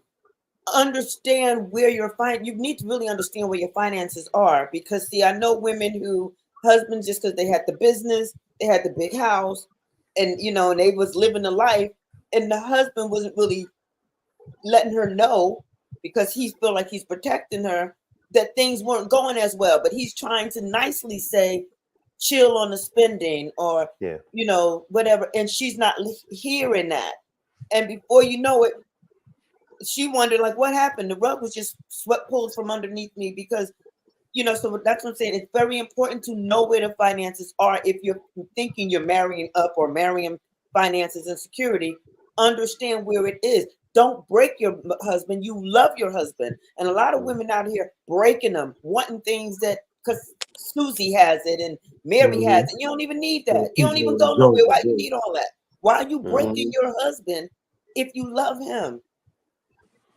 Yeah. Hey, welcome to the stage, Crystal. We deserve the right to stay home too. I agree. Hey, I want to say what's up to Crystal. Hey, how y'all Crystal. doing? This is Crystal Smith, the host of Storytime with Shout Crystal. Hey. Thank you for joining, Crystal. I appreciate you. Yeah, because it's almost midnight, but I had to support.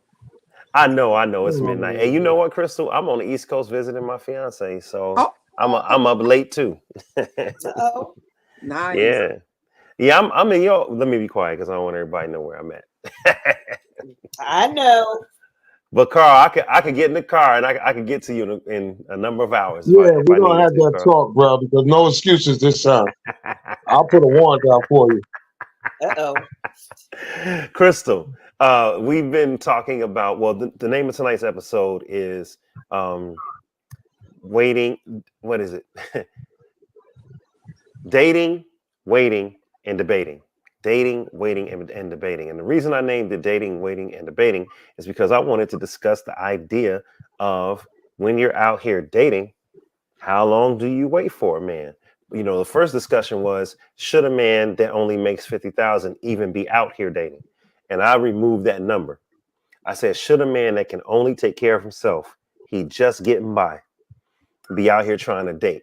And I know Carl's answer. So that was the first question, Crystal. Right. That's the first half of the question. Second half of the question is, if a woman is dating for a man that hasn't hit his potential, she's dating down per se. And you said this in the comments, but now you're live. Should a woman wait on a man with potential or not? So A man Well, that's below his means, should he date? And a woman that's above the man's means, should she be waiting on him to fulfill his potential? yeah, that's a loaded question. How you doing, Yvette and Carl? And thank you so What's much up? for adding me.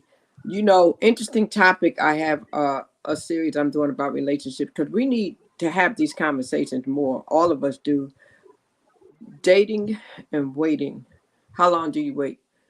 Well, it really depends on how the communication goes from out the gate. One of the conversations that I had with someone the other day is that what kind of questions are we asking? I heard the young man give some examples about some things that people need to know. People are not being honest and they're not asking the right questions up front. You're not finding out what is the person's intention. So, when you meet someone and you're attracted to them, you need to find out what's their intention. Like, are they looking just to date? Are they looking to hook up? Are they looking for a wife? And then from there, you kind of know what to do. Waiting, it depends on your goals, your personal goals. What is it that you want out of life? Some people the clock is ticking. They've done all they wanted to do. They want companionship, and that's what they get. Some people don't want to settle. They want a partner in life that they can achieve certain things. So it just really depends on the individual, in my opinion. As far as the potential thing, I did do it. I feel like, but now I'm not trying to do it again. I'm like, now I want the person that can meet me where I am. We can come together. We can build together. We can go places. They got to have a passport. They got to be able to roll when I roll, and just do things like that. I mean, that's just what I want. I don't want to settle for that. I mean, so you got to know what you want, and you have to be true to yourself in order to be happy. Sorry, I was on mute. So Yvette mentioned this, and we talked about it before. At a certain point in life, you get to a point where potential ain't really it. You're looking for stability. And I would say the same thing about, character. I would say the same thing about emotional intelligence. I've dated before I got engaged. I dated women in the past, and I remember one just wasn't emotionally intelligent, and I was more than her. And I used to be like, yo, how am I a man and I understand complex emotions and can communicate them better than you, and you're a woman? I'm like, you should be helping me.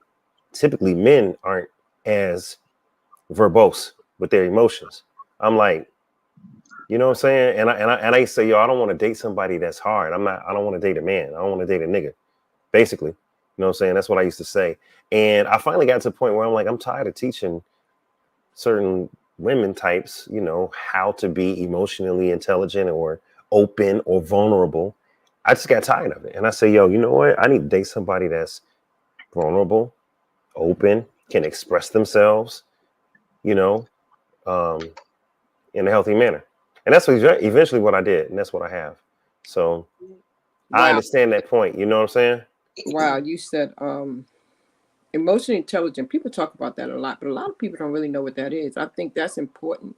But a lot of people have not healed, and so they don't even know that they're not emotionally intelligent. You know what I mean? They just react to things. They don't even know what it means to be emotionally intelligent. They haven't done their homework on that. And I think I learned about it later in life. I didn't learn what emotional intelligence was until I was almost like in my late 50s, Wow. So, I mean, I didn't. I was a person that reacted to things, and I was still going on things that happened to me previously that I hadn't dealt with. I mean, so once I read that book, I was like, wow, this is me. Which So book we did have you to read? do some self-development, before we get into these relationships too. What was And the name of the know book? what What did you knew what you wanted. See, you did the work.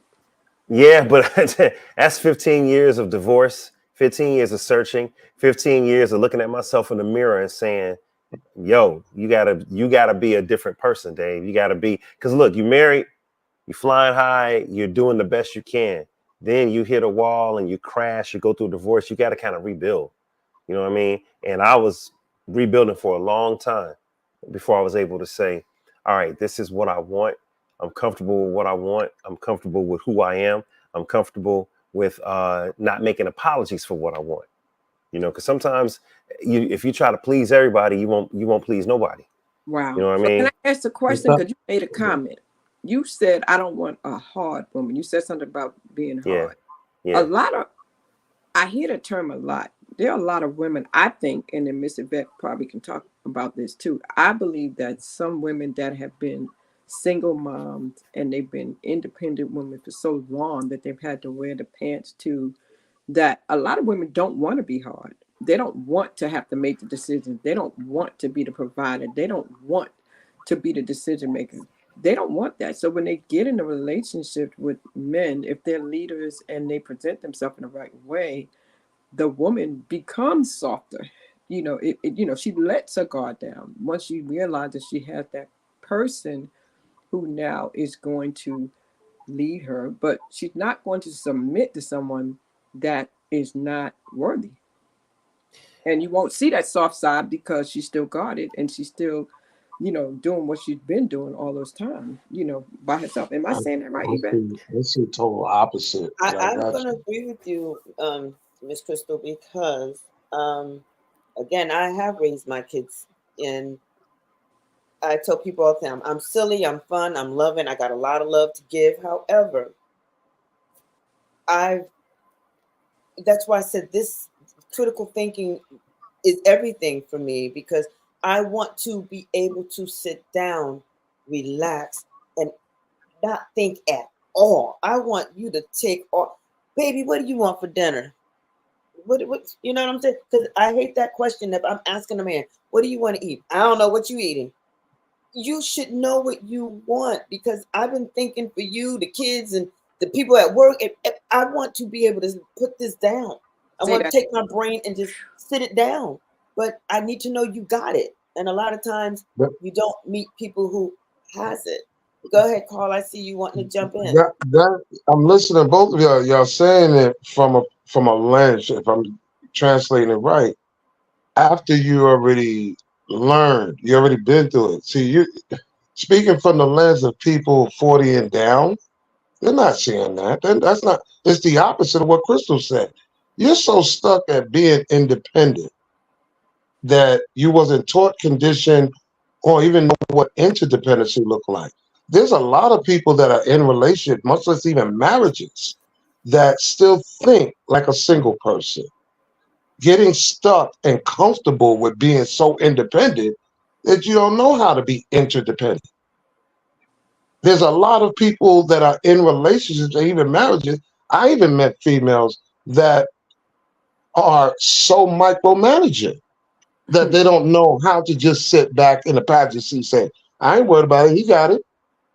Yeah. You understand? Because you're so used to doing like Crystal said, doing it yourself all over the place. But I'll tell you why.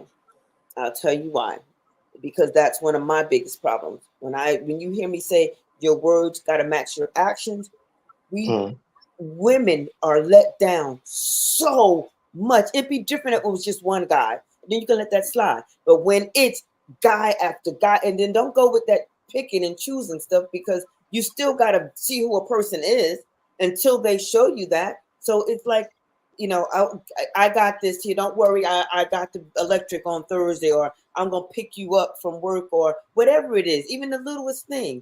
And so my thing is, that's where the honesty comes in. Like I always say, my three things, and number one is honesty. You're good, you're bad, and you're ugly. However, that can be tricky because depending on the woman that you're dealing with, I happen to be a very mature, understanding woman. I've been this way pretty much all my life. So I'm going to allow you to be you. I don't want you to change who you are for me. It's up to me to navigate around you and make sure what you're putting out is not affecting me in a negative way. Yeah. And I say that because a lot of women say they want a person's honesty, but then when they be honest, they take it and use it against them. Yes. You know what I'm saying? And that's what you're not supposed to do. But we're not with you, because that's his trust. We're not trained psychiatrists or social workers or mental health professionals. You're putting a burden on us. And listening about what you just said, it describes relationship PTSD. I got nothing to do with that. Those guys before me. I want to piggyback for a second, Crystal. Hold on, Crystal. This is important because we talked earlier about I said that I wanted a woman that was not hard, a woman that was soft. And Crystal, you mentioned independence and having to do everything on your own, that you would like. And I'm not saying you, Crystal, but I'm saying women that have had to be independent and do things on their own. They would like to let their hair down. They would like to let go. They would like to have a man that they trust, right? Okay, I'm going to push back on that a little bit. Let me tell you why. Because that's part of the work that the woman has to do on her own. And I think Carl was just alluding to that. And I'll give you an example. If I'm a man, yeah, but let me give you this example. If I'm a man and I am a Neanderthal, right? I don't know how to cook. I don't know how to clean. I don't know how to iron. I don't know how to wash my clothes. I can't balance my checkbook. You know what I'm saying? What are y'all doing? What are you two? No, because see, listen, I've just been live with Yvette, and Yvette, when she started taking off her coat, it's like, oh, shucky ducky now. So yeah. Man, these hormones are working overtime. I wasn't gonna say hot flashes, menopause. This is something else. You know? So hot is cold. My body is schizophrenic right now. Yeah, I wasn't gonna say nothing. I was like, did she just put the jacket back on? I wasn't gonna say nothing. I was gonna let it slide. It was just observation. All day. They couldn't even handle it if they had to go through it. They don't even understand what that feels like coming from the inside. It is not fun. But go ahead. I'm sorry. You're right. I was pushing back, and I was gonna say, as a man, if I'm a Neanderthal and then I'm dating, and women are like, you don't know how to wash dishes, you don't know how to fold your clothes, you don't know how to, if I stay a Neanderthal, I'm not gonna find the right type of woman. I might find somebody to settle, or somebody gonna have to teach me, or I'm gonna have to go learn from my mom or someone. In other words, I gotta get better. Right. I, as a man, have to evolve and change. Just hear me out, y'all. I have to evolve and change. I heard so many women say, well, I'll submit when the right man comes along. And I said, okay, so Denzel Washington shows up and he's interested, but you've been so independent and so hardened that you don't know how to soften up. When he finally show up and he's interested, number one, you probably not gonna believe him. You're like, why are you interested in me? Number two, if he's requiring you to be fit, feminine, and friendly, for lack of a better term, right? And the woman don't know how to be feminine and don't know how to be friendly. She's just always hard and mean because she's protecting her heart. And it's all under the guise of, I got to protect myself. And again, we get hurt so many times. We get hurt too. And ain't nobody telling us, it's okay. I'll wash your clothes all the time. I'll cook all the time. After a while, it's like, no, you need to man up, sir. Sir, you 30, sir, you 40, sir, you 50, and you don't know how to do certain things. Take it to emotional intelligence. You can't be a Neanderthal forever. As a man, sometimes you got to learn how to say, I'm sorry. You got to buy Valentine's Day gifts. You got to go get roses. You got to listen when she's talking about what's going on in her life. And she talking to you like you one of her girlfriends. You got to soak that up. You got to learn how to do that. The men that don't learn how to do that, they just stay stuck in that Neanderthal lifestyle, and they may not get the woman that they so desire. So all I'm saying is, if a man is expected to grow and do the work, I'm gonna put that back on some of the ladies. Some of the ladies got to grow and do the work, the personal work. Like Crystal did some work. Crystal said, I ain't even know nothing about emotional intelligence until I was in my mid 50s. You see what I'm saying? I didn't realize that a lot of things that I did was I was reacting to situations. I went back and actually had an apology and had a conversation. My ex and I, we did a whole 3-part series on YouTube. They were like about an hour piece talking about everything we did, all the toxic stuff, everything. We were very transparent about everything we went through. But what you're saying is true. I definitely do agree. We do have to figure it out, and we have to also be honest. Like when we meet an individual, we have to let them know who we are. And we have to say, listen, this is what I would like. I mean, that's that initial conversation again. Listen, oh man, oh, I like you. Oh man, you might make me loosen up a little bit here. Like, oh man. And I tell a man, like me personally, listen, I want to relax. Make me relax. Yeah. Show me. If you take initiative, I might initially do it the wrong way, but I will slow down. I'll give you a good example. I have a 38-year-old. My 38-year-old and my my 36, my 30, and my 25, they do it. All of them do it. And I try to stop them, but I realized I did that because they watch me. They will be in a room when I did the Christmas giveaway, and we had about 10 bags in here of toys and stuff. I had 3 gentlemen standing in here. We had to go down the steps. It's time to load up the truck. My daughters is picking bags up. I'm like, well, hold up, no, let the guy do it. You know, we're so used to doing it. And I said, wait. And then my daughter said, man, mommy, I'm sorry. I said, listen, and if the guy don't know the better, like if he says, hey, I'll get that out the car, I'll do that, you have to tell him, listen. And she said, I got it. I said, no, you don't. Let him get it. Let him get it. She said, mommy, I'm so used to it. I said, but you have to break the habit. And you have to tell him, listen, please don't stop asking me. I really do want you to help me. I do want you to get the bag. I'm just so used to doing it. So I need your help. This is what I told her. Tell him I need your help and remind me and say, baby, I know you used to it, but let me handle it. Let me take care of you, you know. So it's a communication thing, you know. And But if it's a you like segue that too. individual, you have to have that conversation. It's actually a segue because remember, you have more women in the last 2 generations trying to prove daily that they could do it too. Yeah, that's So in other words, they're not processing, accepting the chivalry of it all, right. or the legacy of chivalry. Oh, I can do it too. You can pick up a bag, man. I could pick up 2 bags. That defeats purpose and design. But to go back to what Dave just said, you got Denzel Washington. I don't care what any female or any social app say. The man that you want is available. He's right there. If I was to put the real test, Yvette, the perfect guy you want is right there. You got to pack all your stuff up and move. You know damn well a lot of these women are not willing to give up. Remember, we're going into vulnerability.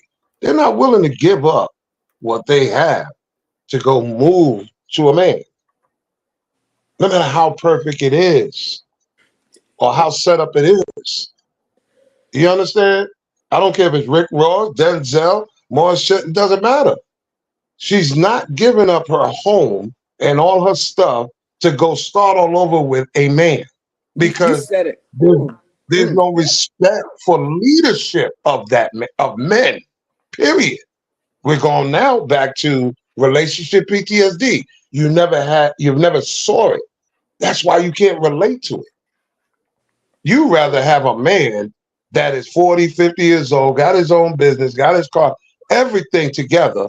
You rather him pack his stuff up and come move to your town and start over. Again, purpose and design is being messed with. And now you want to complain because you didn't think about the trade-off. That's insanity. Yeah, some people do that. I think you're right. But, you know, my parents would have been married 50 years before my mom passed away. So I seen what it looks like. My aunt and uncle were together like 60 years. I know exactly what it looks like to stick and stay and to be in a situation like that. But you are absolutely correct. There are some people who are mixed up. Society has them mixed up, and we have to make sure we're having these conversations and let them know how it needs to be. So let me jump in. I got a question. The second half of the video, I got 2 more parts. The second half talks about how if a woman waits for a man, like the man is working on it, he's not there yet, and she's waiting, the man could develop resentment. So imagine Carl, man, you know what? I don't even know if I could. I'm gonna stick with myself as an example. I feel like in my first marriage, I didn't know how to lead firmly, like a direct, this is where I want to go. I feel like I was very much like, it's up to you, whatever you want to do, babe. You know, I was kind of chill, laid back, and that chill, laid back attitude and laissez-faire attitude was used against me later in the marriage. It was like, oh, you don't have a vision. Oh, you don't have direction. Oh, you don't have a plan. I'm like, what you talking about? You're not assertive. Like, right. And I'm like, yo, what you talking about? The bills are paid. We the food, we drive in nice cars. We in a nice home. We got clothes. We go to church. I'm like, a simp could do that. I'm like, I don't understand. Say it again. A what? A simp can do that. A simp. She didn't want a simp. She wanted a man. I'm tracking. And I feel like my laissez-faire attitude was used against me. I think it was used against me. So I didn't like the fact that you knew who I was when you married me, but then you tried to change me. And then when I didn't change, you held it against me. I used to say this to the ex. I used to say, hey, you're a swimmer, I'm a runner. If you really wanted a man that swam like a dolphin, you should have married a man that swam like a dolphin. I don't swim. I run track. You can't expect me to be a track runner and all of a sudden I'm supposed to just get good at, swimming laps. I'm like, that's not my strength. And likewise, if you're a dolphin, I can't expect you to get out the water and be a cheetah. You ain't a runner. You are a swimmer. That's what you do. You're good at that.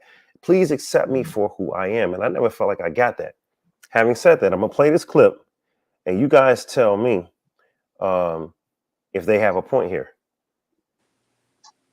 And guys will actually resent you for it. The whole time that Ken was telling me that he was going to work on these things, I didn't even realize that he had tons of resentment. Yeah. That he had to work on those things. Mm-hmm. If they had it, they would have showed you that to begin with, but they don't have it. So they're saying that if a man has whatever he's supposed to have, he would have shown it. And the fact that he didn't have it, and the woman is always holding over his head, whatever it is, you don't make enough. You're not romantic. You're not thoughtful.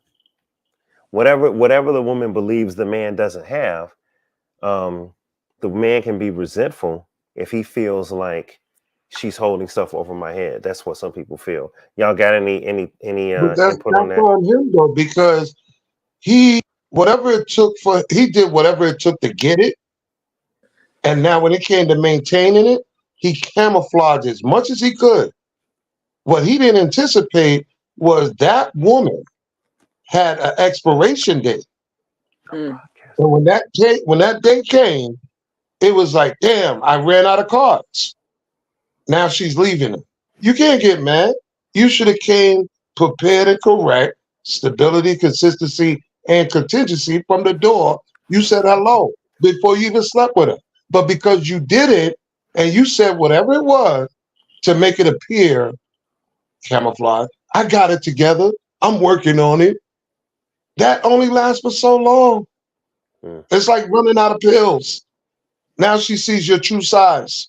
Because you fell for the representative. Exactly. You can't camouflage for so long. You can't get mad at the woman for that. A woman has an expiration date. She's supposed to. Because the one thing I noticed with people, single people mostly, but even people that's dating, they don't respect time at all.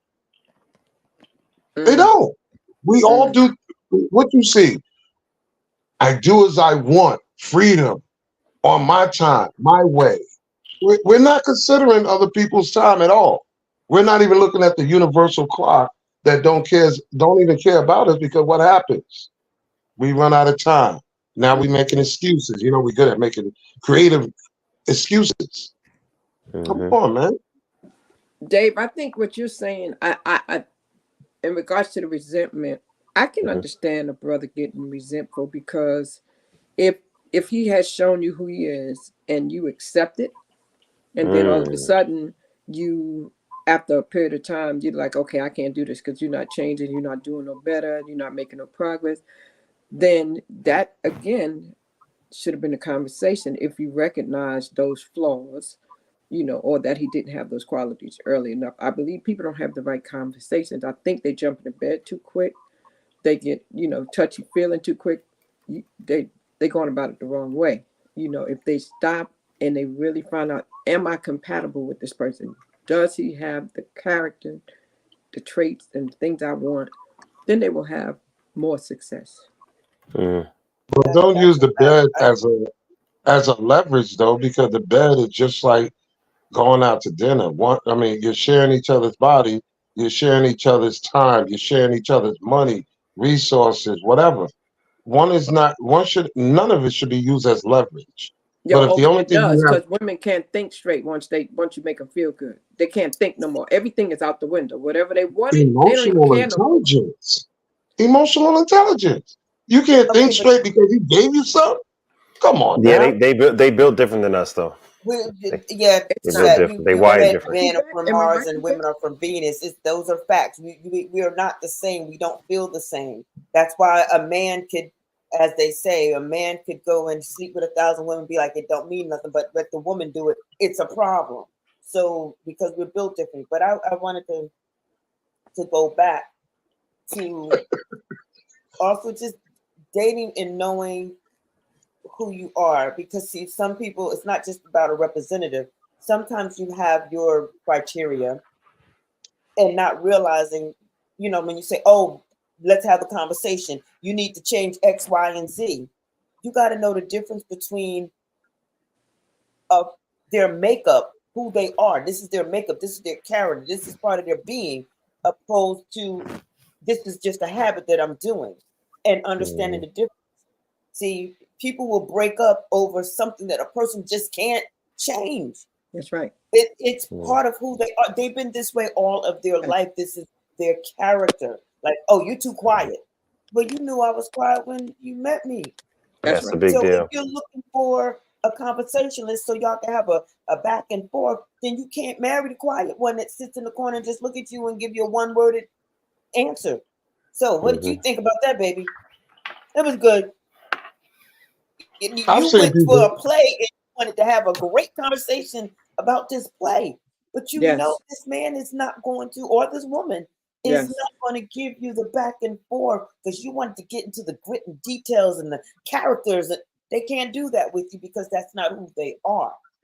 You see what I'm saying? So there's a difference, and people tend to lay blame on you or be angry with you because of who you are. They penalize you. They penalize you for who you are and who you are not. Exactly. So that's what I'm saying. When you get into in intelligence and critical thinking, you have to look at everything. And a lot of people don't know how to do that because they don't even know who they are. They don't even know what there you go. And when you're and then even if they do, they will deflect and put all of who they are and their bad flaws on you. See, when I got into one of my relationships, knowing who I am, we sat in the car, had been a conversation. And one of the things I said is, if you are jealous or insecure, I will not be the woman for you because I am still friends with practically all the men that I've dated in the past. I don't pick up the phone and call them. I don't go out and hang out with them. But if they happen to call me and have a conversation, we can do that because I'm mature enough to know you were not the one, we were not the two. It ended when it ended, but I can still have a conversation with you because why? I once loved you. So just because I once loved you, don't mean I'm supposed to hate you because we didn't make it. And a lot of people don't know how to do that. That's the truth. They think I'm supposed to straight out hate. My family wasn't raised that way. Hate was a word that I was not even allowed to use in my house. And in my house, I can't was a curse in my house. My boys was not allowed to say what they can't do. If you can't, what you can't, go and figure out how you can. These are certain. Not everybody do those things.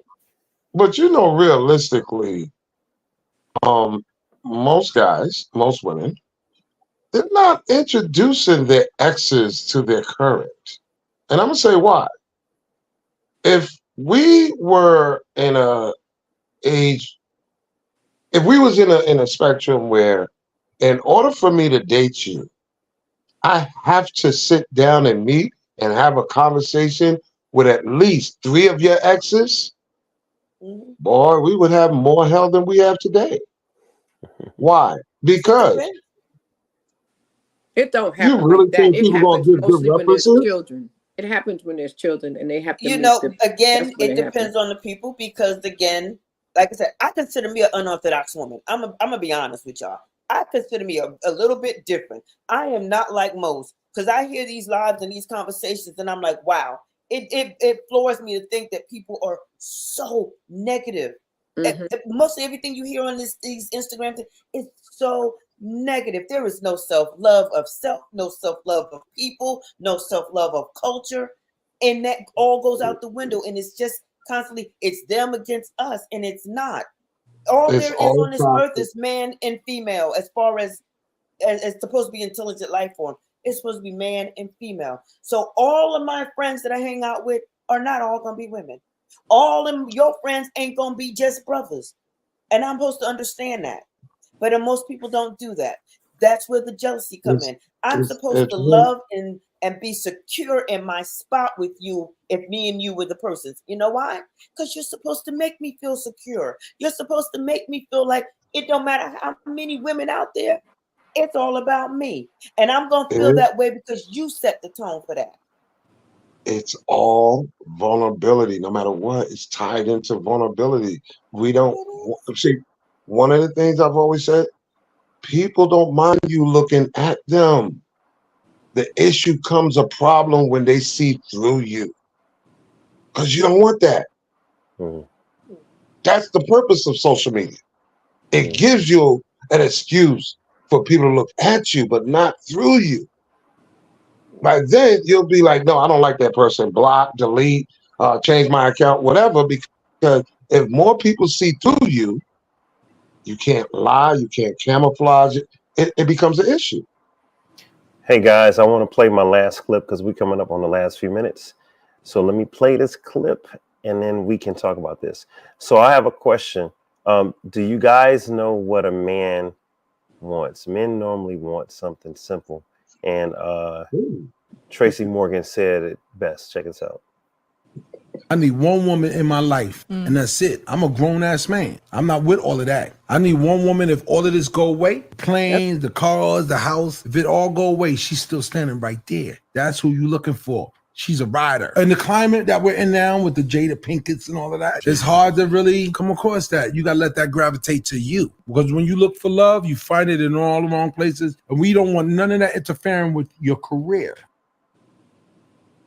He said he wants one woman and someone's going to be there when it's all said and done. Let's close out on that. So last thoughts here in our last few minutes. Go ahead, Carl. No, I was saying, I know all about that. From the police department to bodyguard work, listen, it was very hard to maintain and find somebody to be your rock. Meaning, tolerate, put up with you not being available sometimes, or being out for 2-3 days, or being around so many different women or people and things, parties, clubs, whatever. Yeah, it's very hard, and it's going to become harder because, like I said, people's lack of interdependency skills. One of the biggest things that I ran across in the last few weeks, and I'm not saying it's about all women, so don't be offended, but women don't know how to keep their damn mouth shut. They don't know how to just, they don't respect men's privacy. If I am a private man, that means you don't go, I've been talking so-and-so. Shut up. Because 9 out of 10, that person you're talking to don't want you to talk to me, don't like me, or whatever. Shut up. And that's one of the things I appreciate about one of my brother Blue. He just got married. Him and his lady, they've been seeing each other all this time. Nobody ain't no jack. And all of a sudden, bam, I'm married now. What the? Nobody saw that coming. I salute that. Keep your mouth shut. Keep your relationship private. Your career, your social media, everything is separate. Keep it that way. Because I'm going to tell you right now, if I put a quiz out there and say, can y'all tell me the name of 3 people who are married 20 plus years, you couldn't even tell me the name of their wife. Because everybody know how to keep their mouth shut. Big Daddy Kane, Slick Rick, right? There's a lot of people here that's been married for 20 plus years, but you don't hear because they know how to keep this shit private. Boom. Don't be in TMZ. Shut up. Okay. All right. Crystal, anything you want to add before we close out? Yeah, you're right. Big Daddy Kane, he's from my area right here. And you're right. Most of the time he's by himself. I was that person. I was the rider. So we're out here. Those women are out here, and that's the main thing I want to say. We're out here. And I do agree. Just like a woman wants a man, the same thing he said that's going to be there. But he said something very key. Someone who's going to be there if everything is going. Someone that's not materialistic. I do agree that when you find that right man, if they run into a bump in the road, we'll stand by them. And that's why it's important that when you get with them, you find out what each of you are bringing to the table, so that if something happens, you can step up and he can relax and do what he needs to do. That's called a partnership. You're there for one another. So I agree with what he said. Okay. Yvette, anything before we close out? I'm just going to say anything worth having is worth working and fighting for. You do have to put the time in. You have to put the understanding in. You have to be realistic in what you're asking of each other. Don't ask a person for something that you cannot give yourself. And a lot of people are asking for things that you can't even give. But you want to receive. So yeah, I want one person too. I told my mama, and I'm gonna tell y'all, I'm a nymphomaniac under control. That just means I want one person and I want to break his back. I don't want 5 or 10. I want one. Bam! And on that note, wait a minute, Dave, real quick. I love what Yvette said for some strange reason, but I'm gonna say this though. One thing that people don't say, and I'm gonna say it today over and over, is what you earn. I don't hear Black women saying that they earn their man. You have to earn what you want. Don't think you're entitled. Don't think you you earn it. You qualify for it. I know it's a triggering word, but who cares? You qualify for it because you became the person that man is attracted to, what he needs. You have to become that woman. So look at it the same way. If I want a job as an air traffic controller, well, I got to go to school and get the necessary degrees and credentials so they can look at me and say, you can be hired. You said they got to earn it. I look at it like you have to be the right fit, because if I'm your rib and help me, then we got to have a good fit. So we need to complement one another, and it may not be earning. I don't know if I like that earning and qualify, but I just need to know that we need to fit and we need to complement one another, But when you say it like that, earning, yeah, that is a trigger word, definitely. I know it is. But I've heard back in the day, women say, I earned my husband. And the reason why she said it like that, why many women I've met in my time, even some of my relatives, is because they earned him by saying, I went through trials, tribulation, bumps, bruises. I did whatever it took to get that one for me. He chose me. I paid my dues. So yes, earning is not a bad thing. I know it's triggering, but it's only triggering if you feel that you're entitled to it. Look, you guys, we're going to call it on that. I appreciate y'all for joining. It's been a long one. It's Dave Life, man. Thank you, Crystal, for joining. I really appreciate you. Thank you, Video Lady, and thank you, Carl. I appreciate y'all, man. All right. So look, I'm going to see y'all next week. I'll let y'all go, and we're going to close it out like that. Thank you, everybody. Thank you, Carl. Thank you. Thank you, Video Lady. Thank you, Yvette. I appreciate you. Thank you. Thank you, Crystal. All right, you guys. Man, whew, what can I say? It's been a long day, man. So thank you, everybody, for joining. I really appreciate everybody. You could have been anywhere in the world, but you're with us tonight. So you've been watching Dave Life After Dark, episode number 204, man. Dating, waiting, and debating, man. Thank you. I appreciate y'all. All right. I'll check y'all out on the next one. It's your boy Dave, man.